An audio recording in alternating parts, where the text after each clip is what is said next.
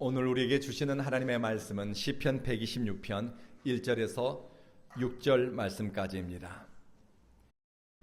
오늘은 온 교회 선교 이야기라는 제목으로 인도 선교 여행을 통해서 저희가 보고 경험했던 하나님의 선하심과 인자하심에 대해서 나누려고 합니다.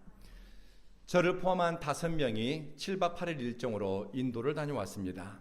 저에게 인도는 고향처럼 익숙한 곳입니다. 그리고 떠나 있으면 그리운 곳입니다.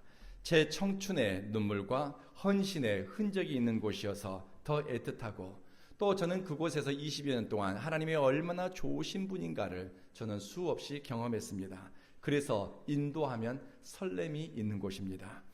이번에 저희 성도들과 함께 동행하면서 하나님이 무엇을 보여주실까 기대가 되었습니다.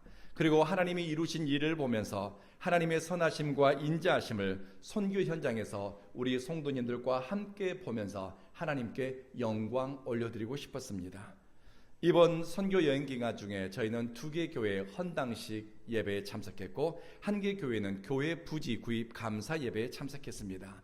그리고 인도 목회자들 만나서 기도해 주었고, 인도 성도들의 집을 방문하고 성도들과 함께 성도의 교제를 나눌 수 있었습니다. 뿐만 아니라 인도 종교, 문화, 역사에 대해 다양한 강의를 차 안에서 그리고 숙소에서 우리 성도들에게 들려주었습니다. 그리고 사도 도마 순교터를 밟으면서 사도 도마가 흘렸던 눈물, 사도 도마가 목숨을 내놓았던 순교터 위에서 기도하면서 우리의 헌신과 삶을 다짐하는 그런 기회도 가졌습니다. 여러분과 꼭 나누고 싶은 이야기의 첫 번째는 우리의 드림과 사랑의 나눔이 누군가에게는 회복의 디딤돌이 되고 용기의 마중물이 된다는 것입니다.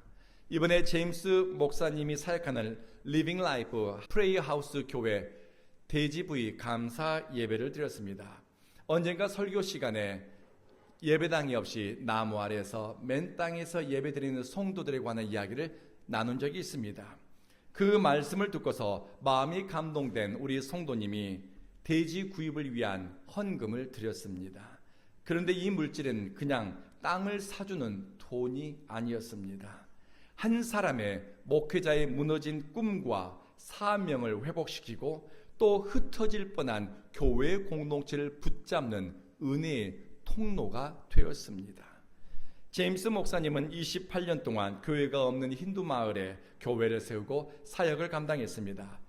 외딴 마을 강변에 무허가 집을 짓고서 자기 안방을 교회 처소로 삼아 사람들에게 복음을 전했습니다. 전도하고 기도하고 영혼 구원을 위해 헌신했지만 그는 언제나 빈손이었고 눈에 보이는 열매가 없었습니다. 몇 년 전 사역지에서 교통사고를 당해서 다리도 성하지 않습니다. 목사님 집과 마당에서 야자나무 아래에서 옹기종기 모여 예배를 드렸고 하나님의 말씀을 전했습니다. 28년 내의 헌신이 열매를 맺어 이제 70명의 성도들이 모이게 되었습니다. 그런데 모인 70명의 성도들이 다 양떼가 아니었습니다. 그 중에는 이리의 마음을 가진 사람이 있었습니다. 여러분, 힌두 마을에 교회가 세워지고 사람들에게 복음이 전해지는 것이 얼마나 아름다운 일입니까? 28년 동안 오지 마을에서 부르심을 쫓아서 헌신한 그 사역자의 헌신이, 눈물겨운 순종이 얼마나 아름다운 일입니까? 헌신된 사역자를 통해서 구원받는 사람들의 숫자가 1명, 2명 늘어나니 하나님께 영광 돌릴 일입니다. 그런데 이리의 마음을 가진 몇 사람이 교회 공동체에 들어와 교회를 위협하기 시작했습니다. 그들은 먼저 가까이에 있는 만만한 성도들을 물어뜯었습니다. 그리고 그들의 이빨은 누구에게로 향하겠습니까? 목사님에게로 향했습니다. 목사님을 물어뜯으면 그 교회는 금방 무너지기 때문입니다. 한국에 있는 수많은 교회들이 무너지는 것이 이리의 마음을 가진 성도들이 성도를 물어뜯고 목회자를 물어뜯기 때문에 교회가 시험에 듭니다. 그들은 먼저 목회자를 정서적, 영적, 사회적 관계 측면에서 괴롭혔습니다. 제임스 목사님을 지켜본 목회자가 저에게 들려준 이야기입니다. 그 이리의 마음을 가진 성도들이 했던 이야기 그대로 전해 들었습니다. 다른 목사들은 땅도 사고 교회도 번듯하게 지내는데 목사님은 28년 동안 뭐 했습니까? 교인 한 명이 없는 외딴 마을에 교회를 개척해 이제 70여 명의 성도들이 모이게 되었는데 목사님은 지금까지 뭐 했습니까? 왜 목사님은 남들처럼 교회를 부흥 못 시킵니까? 이 무능한 목회자야. 도를 넘는 비난과 악의적인 괴롭힘이 이어졌습니다. 그 사람들이 양이라고 보십니까? 목사님과 사모님은 양이 아니라 이리의 심장을 가진 교인 몇 사람의 회방과 비난을 수년 동안 감당해야 됐습니다. 누구에게 말도 못하고 저에게도 근 10년 동안 한마디 입도 뻥끗하지 않았습니다. 그 수모를 당하면서도 입도 뻥끗하지 않고 내 양이니까 이리 같은 사람들을 그냥 품어주었습니다. 그러다가 어떤 일이 벌어졌을까요? 영적 탈진에 빠졌습니다. 외딴 마을에서 헌신이 부정된 것 같고 자신들의 열매 없는 현실을 보면서 삶의 이유와 목적을 잃어버렸습니다. 저는 목사님이 그렇게 어려움 당하는지 전혀 몰랐습니다. 저를 만나면서 늘 웃고 있었고 늘 그냥 하하 하고 있었기 때문에 그런 줄 알았습니다. 작년 이맘때쯤의 이야기를 주변에 있는 목회자들이 저에게 이번에 들려주었습니다. 딱 작년 이맘때입니다. 사모님이 목사님에게 그런 이야기를 했다고 합니다. 여보, 우리 이제 할 만큼 했으니 그만합시다. 이 마을을 떠납시다. 이 교회를 포기합시다. 여기 사람들 다 잊어버리고 우리 새 출발합시다. 교회를 포기하자고, 사역을 접자고, 악한 사람들과 함께 가는 거 더 이상 못해 먹겠으니 이제 그만하자고 사모님이 목사님을 설득했습니다. 여러분, 그 사모님이 헌신이 안 돼서 그랬을까요? 그 사모님이 믿음이 없어서 그런 얘기를 했을까요? 너무 아파서요. 병들어서요. 사명이 사람들 때문에 깨졌기 때문입니다. 여러분, 힌두교 국가인 인도에서 교회 하나 세워지는 것이 얼마나 어려운 일이겠습니까? 28년 동안의 헌신과 복음을 전하는 교회가 순식간에 작년 이맘때쯤 사라질 위기에 처했습니다. 상처받아 낙심하고 힌두교인의 핍박이 아닙니다. 예수 믿는다는 교회 안에 들어와 있는 양이라고 하는 그 사람들의 날카로운 이빨에 이리저리 찢김당하고 상처 입은 목회자, 그 목회자의 소명이 다 깨졌고 삶은 망가졌고 정서적으로 그의 삶은 무너져 내렸습니다. 교회와 성도들을 포기하고 이제 떠납시다. 여러분, 이런 목회자 어떻게 해야 됩니까? 비난하시겠습니까? 못합니다. 힌두교인의 핍박과 박해에도 불구하고 제임스 목사님은 28년 동안 그 자리를 지켰습니다. 아무런 가능성이 보이지 않는데 부르심 때문에 28년 동안 그 자리를 지켰습니다. 이 헌신과 인내의 시간들을 어느 누가 비난할 수 있겠습니까? 그런데 양이라고 믿었던 사람들, 나와 함께 십자가를 지고 동역한다고 하는, 내 설교를 듣고 나와 함께 예배를 드리는 그 사람들에 의해서 그들이 가한 폭력과 언어폭력과 괴롭힘 때문에 목회자가 탈진해서 이제 사역을 접고 이 교회를 버리고 떠나겠다는 것입니다. 목회자가 떠나면 그 교회는 누가 지킵니까? 그 교인들 70여 명의 교인들은 누가 돌봅니까? 그때 온 교회를 통해서 교회 부지를 구입할 수 있는 도움을 주겠다는 연락이 작년 이맘때 갔습니다.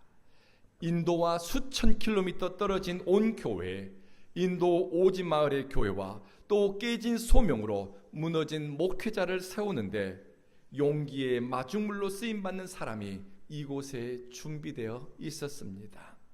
성령의 역사가 아니고는 설명이 불가능합니다. 사역의 자리를 떠나겠다고, 교회와 성도들을 포기하겠다고 마음 먹었는데 자신들의 부르심을 지지하고 응원하는 디딤돌이 놓였습니다. 이 소식을 듣고 제임스 목사님 부부는 얼마나 놀랬겠습니까? 돼지 구입 비용을 전달받은 그날, 목사님과 사모님은 대성통곡을 했다고 합니다. 돈 때문에 운 것이 아닙니다. 자신들의 28년의 헌신이 사람 보기에는 보잘것없었고 사람들은 눈여겨보지 않았는데 하나님이 그들의 삶과 28년의 헌신을 눈여겨보셨다는 것을 깨달았기 때문입니다. 사역에 열매가 없어 늘 빈손인 것 같고 교인들에게 괴롭힘 당하고 각종 비난과 수모를 겪으면서 이제 이 길을 그만 가겠다고 마음먹었는데 제주에 있는 온 교회를 통해 응원과 격려를 받으면서 하나님은 우리가 이 길을 계속 가기를 원하시는구나. 이 교회가 예배당도 없고 작아 보이지만 이 자리를, 이 교회를 우리 주님은 붙잡고 머물기를 원하시는구나. 제임스 목사와 사모님이 마음을 다잡았습니다. 작년 이맘때 일입니다. 저도 물질을 드린 성도님도 이런 일이 있을 것이라고는 상상도 못했습니다. 온 교회를 통해 전달된 선교비는 그냥 돈이 아니었습니다. 넘어지고 무너진 한 목회자의 소명을 회복시키는 도구였습니다. 금이 가고 깨진 한 목회자의 인생을 다시 일으키는 은혜의 통로가 되었습니다. 이 심장을 가진 사람들 때문에 교회가 깨지고 교회 공동체가 무너질 뻔한 상황에서 주님의 교회를 지키고 뜻을 모을 수 있는 계기를 만들어준 용기의 마중물이 되었습니다.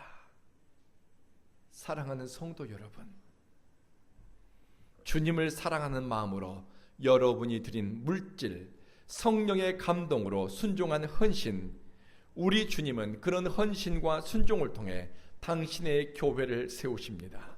그리고 하나님의 종들을 회복시키는 것을 이번 선교 여행을 통해 우리 성도들과 함께 보았습니다.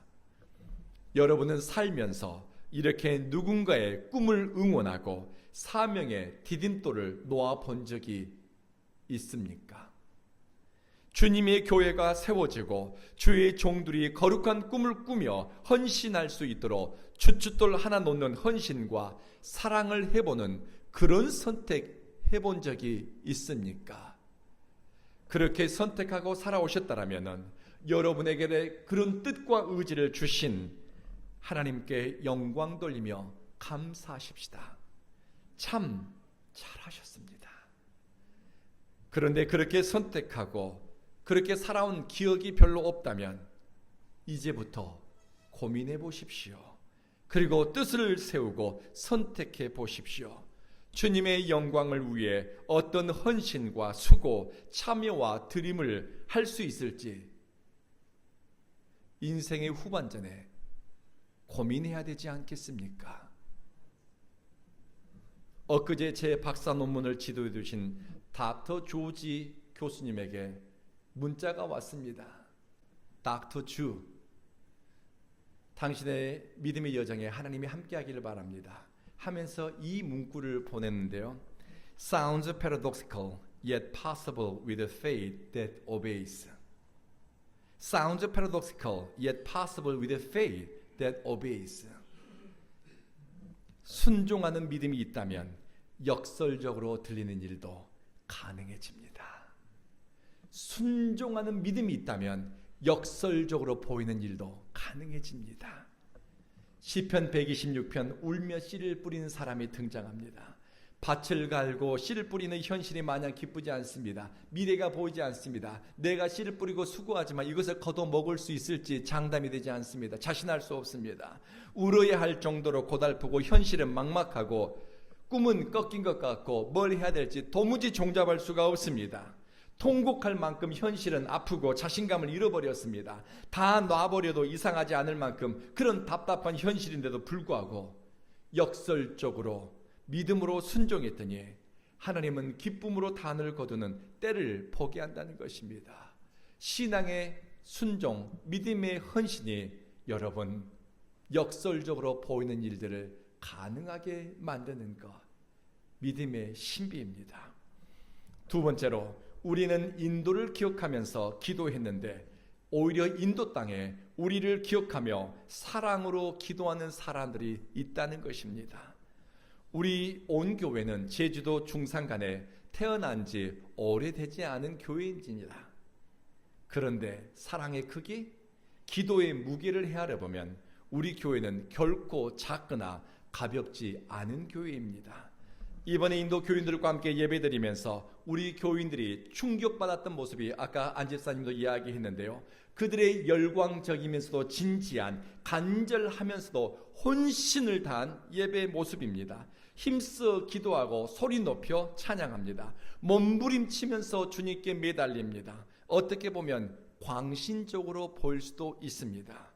그런데 제 눈에는 그 모습이 눈물겹게 고맙고 귀해 보였습니다. 그들은 그렇게 기도하면서 핍박을 이겨냅니다.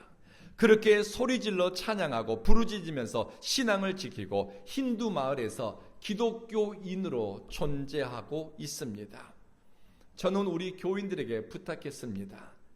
여러분들이 눈에 보이는 대로 판단하지 마십시오. 그리고 들리는 대로 평가하지 마십시오. 재판관이 되지 마십시오. 이것만 깨달아도 선교 여행에 본전은 뽑는 겁니다. 수많은 교회의 기독교인들이 얼마나 교회 안에서 판단하고 남을 재단하고 평가하는지 우리는 모두 재판관이 되어 있습니다. 비춰지는 저 사람들의 인도인들의 모습 때문에 이렇다 저렇다 함부로 말하지 마십시오. 저는 인도에서 그들의 세련되지 않은 모습과 예배 형식, 신앙의 태도를 보면서 훈수 두고 싶은 마음이 목구멍까지 차오른 적이 있었습니다. 에이, 저거 아닌데 저 사람들이 아직 뭘 모르는구만. 신학을 공부하지 않아서 그래. 내가 한 수 가르쳐 줘야 되겠구만. 저 사람들이 몰라서 저래. 가르쳐 주고 싶은 마음이 컸습니다. 그래서 나를 선교사로 보낸 거야. 자신했습니다. 그런데요, 이렇게 해야 된다, 그렇게 하면 안 된다 가르쳐 주고 싶었는데 기도할 때마다 우리 하나님이 저에게 주신 마음이 있었습니다. 너는 재판관으로 인도에 보냄받은 것이 아니다.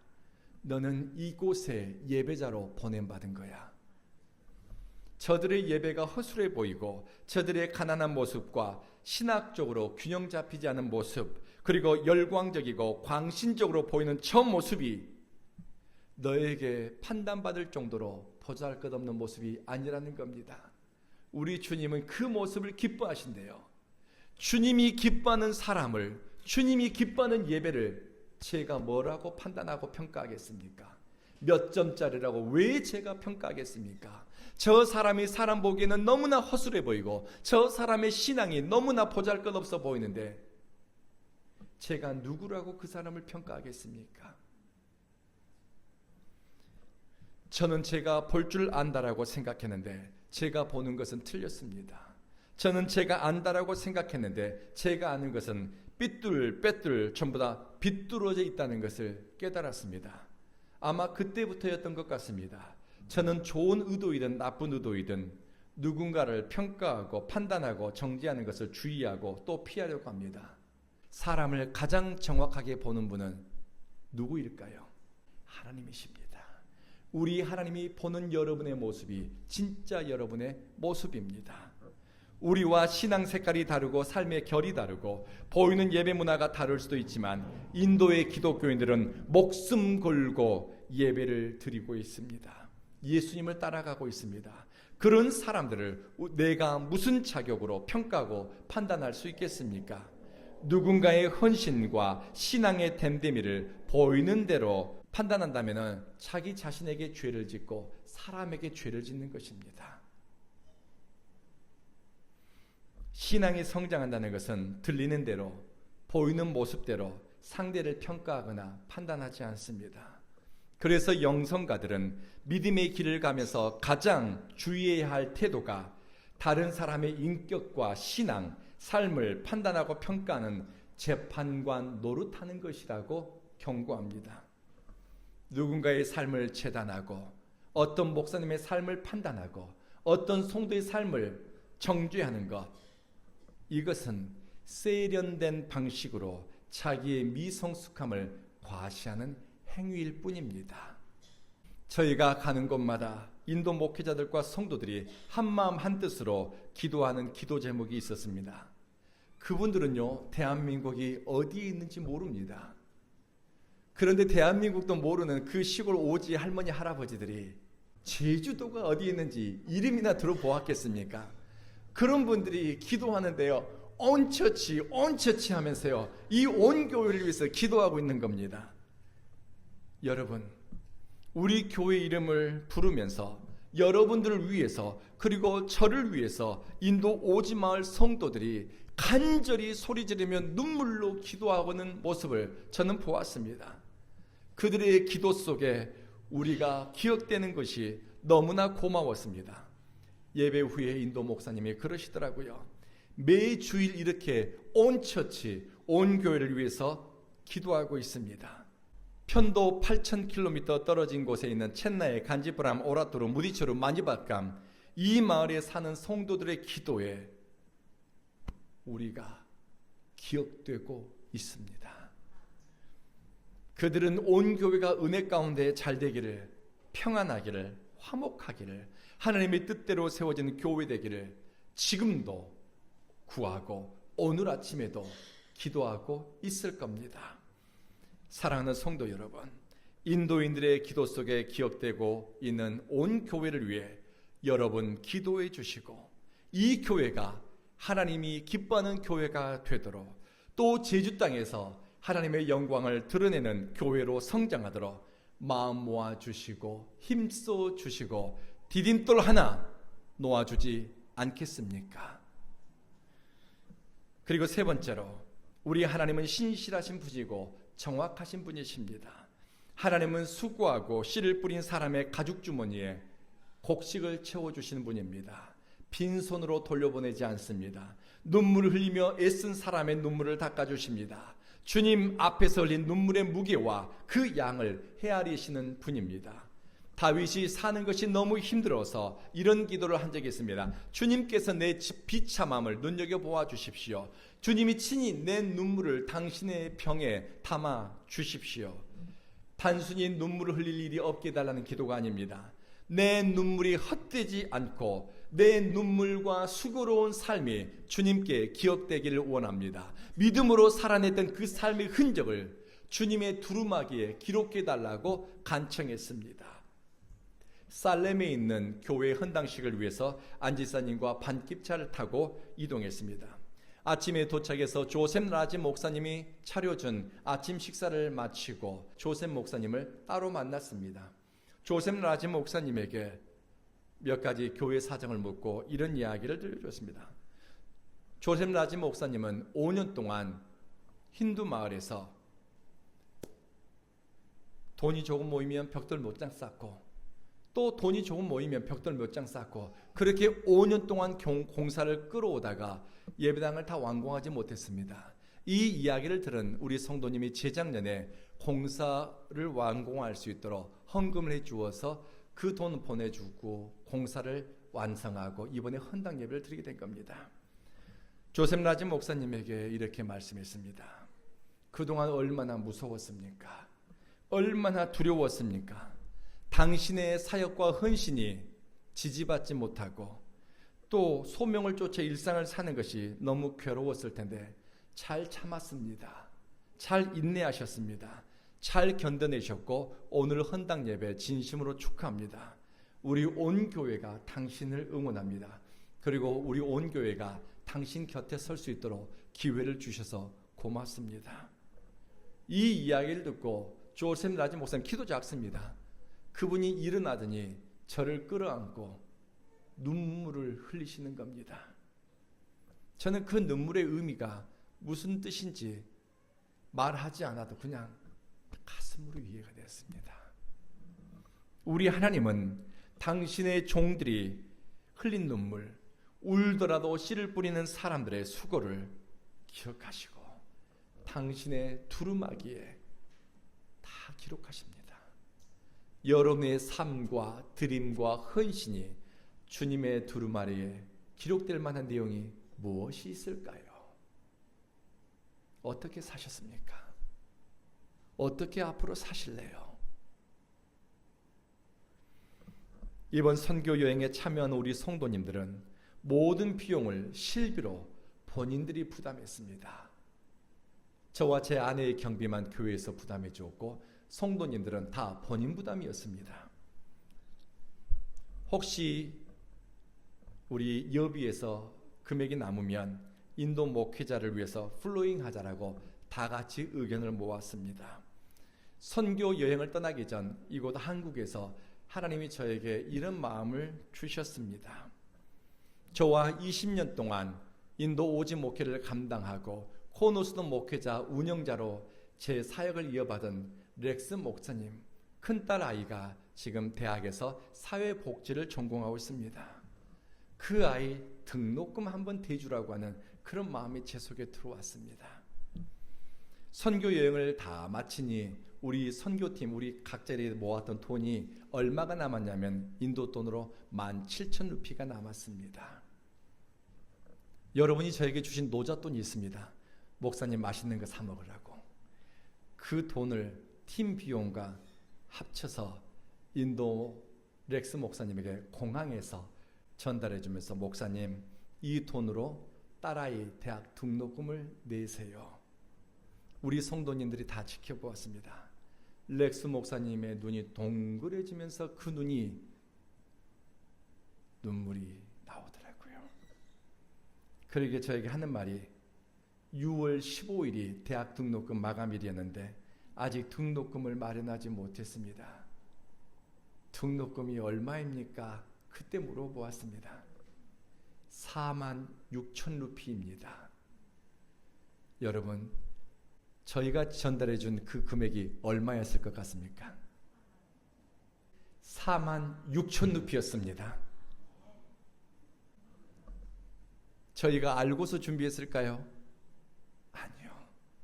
우리 하나님은 정확하신 분입니다. 인도를 떠나는 그 공항에서까지 하나님은 저와 우리 성도들에게 하나님은 정확하신 하나님, 세밀하신 하나님, 그 하나님을 누리고 보고 경험하게 하셨습니다. 하나님은 사람의 삶과 인간의 행위를 정확하게 살피십니다. 여러분의 삶과 삶의 무게와 헌신의 방향을 우리 주님은 정확하게 들여다보고 계십니다. 여호와는 마음을 헤아리시며 여호와는 우리의 걸음의 숫자를 세시며 우리 삶을 저울로 달아보고 계신다고 성경은 말씀합니다. 신실한 하나님이 오지 마을에서 마음 졸이며 자녀의 학비를 위해 기도하는 당신의 종의 기도를 들었습니다. 선하시고 인자하신 하나님은 우리를 누군가에게 선물로 보내주셨고 누군가에게는 우리 온 교회를 기도의 응답으로 사용해 주셨습니다. 그래서 저는 온 교회가 소중했고 우리 성도 여러분이 너무나 소중했습니다. 우리를 배웅하며 손 흔드는 인도 목회자를 뒤로하고 돌아설 때 참 잘 왔다. 그리고 우리 온 교회 성도님들이 너무 자랑스럽고 고마웠습니다. 우리 하나님은 필요하다면 어린 나귀 새끼도 사용합니다. 우리 주님은 필요하다면 꺼져가는 등불도 사용하십니다. 주님이 원하시면 들에 홀로 피어있는 백합꽃도 주님이 들어 사용하십니다. 우리 온 교회를 주님이 세우시고 우리를 사랑의 통로로 기도의 디딤돌로 사용해 주십니다. 그리고 우리 주님은 여러분을 누군가의 기도의 응답으로 여러분의 헌신과 드림을 용기의 마중물로 사용해 주시니 살아온 날보다 여러분 살아갈 날들이 기대되지 않습니까? 여러분이 주님을 위해서 어떤 헌신을 할 수 있을지 여러분 가슴이 설레지 않습니까? 말씀을 마치겠습니다.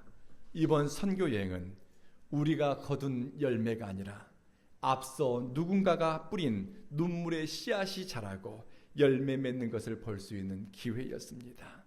울더라도 씨를 뿌리는 사람, 역설적이라도 믿음으로 순종하는 사람은 하나님의 시간에 기쁨으로 단을 거두어 드립니다. 그리고 주님은 그 사람의 입속에 기쁨의 노래로 충만하게 채워줄 줄로 믿습니다. 기도하겠습니다. 자비하신 주님, 하나님의 선하심과 인자하심은 영원히 우리의 찬송 제목입니다. 울며 씨를 뿌리는 것 같고 현실이 답답하고 막막해 보이더라도 믿음으로 순종하고 소망함으로 길을 떠나는 사람에게 주님은 기쁨으로 단을 거두게 하시니 주님 홀로 영광 받으소서. 우리 온 교회 이곳 제주도에서 축복의 통로로, 선교의 디딤돌로 하나님의 속을 시원케 해드리는 복된 교회, 은혜와 기쁨과 화목함이 있는 신앙 공동체로 세워주십시오. 살아왔던 날보다 살아갈 날들이 기대되고 지금까지 드렸고 지금까지 섬겼던 헌신과 순종보다 인생 후반전 주님께 갈 날이 가까워지므로 더 빛나는 헌신과 특심한 드림으로 하나님을 영화롭게 하소서. 우리 구주 예수님 이름으로 기도합니다. 아멘.